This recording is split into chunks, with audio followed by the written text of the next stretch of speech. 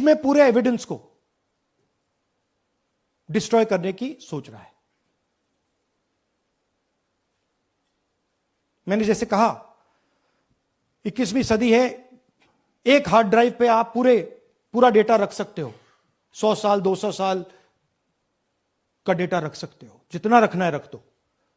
मगर election commission 45 दिन में सीसीटीवी को खत्म करना चाह रहा है, वोटर लिस्ट नहीं दे रहा है।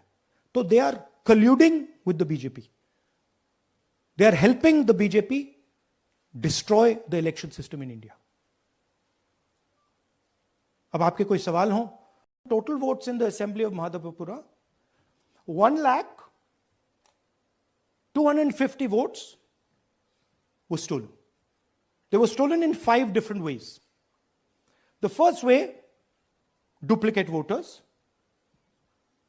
One voter appearing multiple times on the voter list.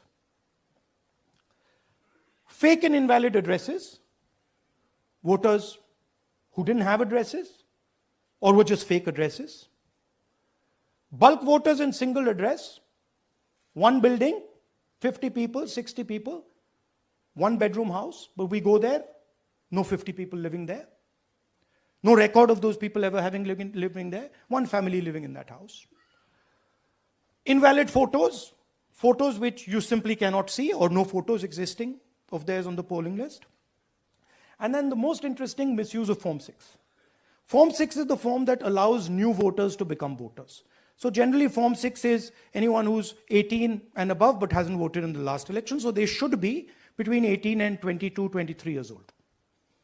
And so now we're going to go into the details and we're going to show you how this was done. इनकी ये scale समझिए। एक assembly में तकरीबन 12 से 15% vote इन्होंने manufacture कर दिया।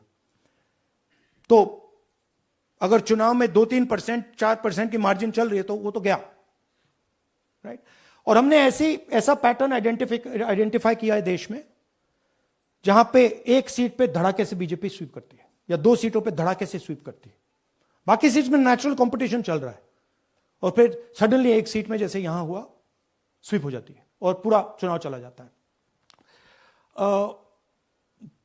आखिरी बात, नरेंद्र मोदी 25 लोकसभा सीट के कारण प्रधानमंत्री हैं।